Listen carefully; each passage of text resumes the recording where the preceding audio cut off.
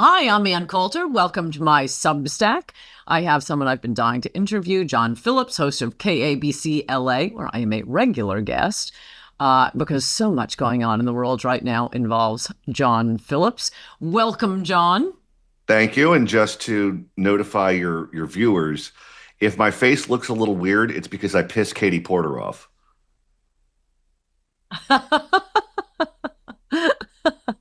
I was going to ask, of course, that's what I assumed it was. Well, the first thing I wanted to talk to you about, because I know you are frequent flyer in Las Vegas, wanted to talk to you about this wild sports betting and poker gambling bust. What do you think, John Phillips? So is this going to cut down on your sports betting? Well, it's certainly a threat to that industry because that is an industry that generates so much money. I mean, we just had a battle in California as to whether or not we were going to legalize sports betting here. And I think at the time, it was the most expensive ballot initiative that we ever had because there was so much money at stake. And Yep. if people think that the games are rigged or the outcome is predetermined, then they'll stop betting on sports, and that is a massive threat to Las Vegas.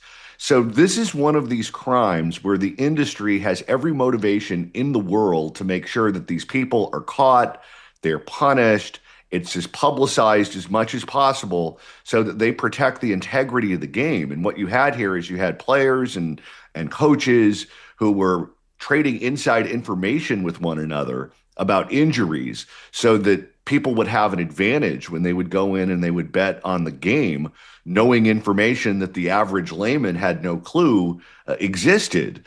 And of course, this is a big no-no on the stock market. It's a big no-no in Las Vegas.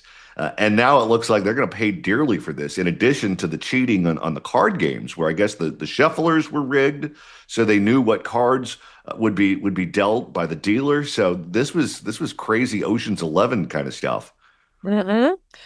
Well, apparently the ones you most need to worry about are the play by plays. How many shots is this guy going to make? Is he going to strike out? Is he going to hit a home run? Will he make one base? And you can do those second by second bets now. If it's just generally which team is going to win, yeah, it's insider trading to find out if their star player has an injury, or something like that. Although that's probably hard to keep secret from a lot of people for very long. But I mean, what Pete Rose did, for example, he was betting in favor of his own team. Yeah.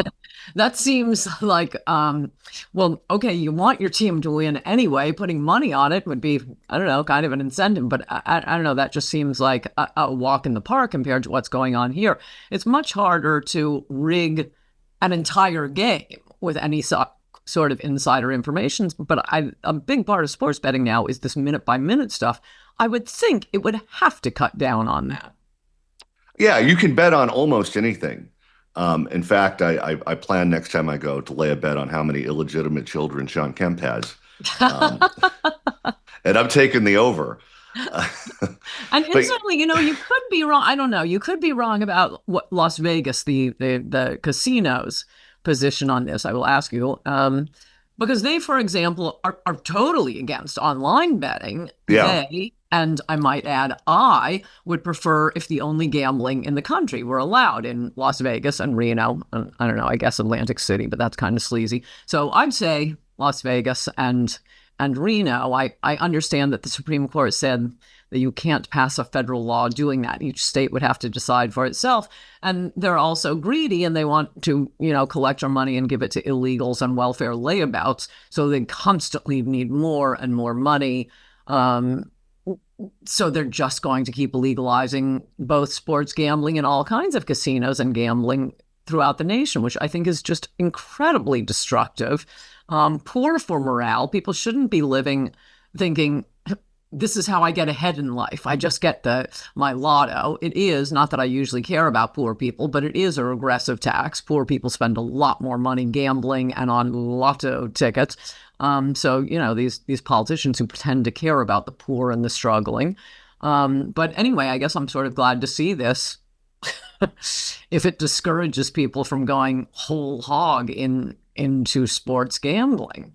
well, this is a big battle right now that the casinos are dealing with because, as you mentioned, there's a lot of competition that exists now that never used to exist. And tourism to Las Vegas is way down. Convention traffic is up, which means people going there to gamble is down even more than whatever's published in the newspaper. And that's because of what you described, how we have the lotteries, we have the Indian casinos, we have the ability to gamble online. And they used to have this monopoly that no longer exists, which is why they get so involved in any battle in any state that would legalize gambling. They are there to put money on the no side and to make sure that the no side is well financed. And these proxy battles that they have with the Indian casinos and the lotteries are happening all over the place. For example, in California, the 15 freeway will take you from Southern California to Las Vegas. And whenever they want to expand the 15 freeway, widen it, whatever, the Indian casinos are opposed to it because they want to make it as hard as possible to get to Las Vegas. And of course, the casinos want as many lanes on that freeway as possible. So they battle it out. And, you know, if you're the Indian casinos, you finance the environmentalist, say there's a tortoise there and you can't build more freeway because there's an endangered species. And it's really just a fight between the Indian casinos in Las Vegas. And it goes on all the time. Yes, yes. And I remember Sheldon Adelson was a huge supporter of Republicans who were trying to block online gambling. I know that this is becoming more like just my rant against gambling, but I mean, of all the addictions, gambling is the worst in a way. At some point, you drink and you drink and you drink and you just collapse, and that's the end of your drinking. Maybe at some point you'll go on and die, but there's only so much you can drink. There's only so many drugs you can take. But with gambling, there's no limit. You can start betting your mother's house. You can start betting, your children's college fund. There's no limit. And for non-addicts, okay, fine. It's a fine pastime. But there is a percentage of gamblers who do become addicts, and it's really dangerous. And I just don't think this is something society should be condoning and encouraging and allowing people to spend their way into perdition. Well, you're right. You can win at gambling. You can win a jackpot, but over the life of the game, the casino is always going to win, and it varies based on what game that you're playing. Video poker has the best odds. Every dollar you spend, you'll get 99 cents back. Blackjack, every hand that you play, you have a 43% chance of winning. So, the games vary wildly on what the odds are. But to open up a door to a complete conspiracy theory that I subscribe to, remember the Las Vegas shooter Oh, who yeah. shot the country western concert from Oh, go Mandalay right Bay? ahead, because what the government told us is 100% not true. I Oh, don't know what the truth is, but that wasn't true. so I have a theory.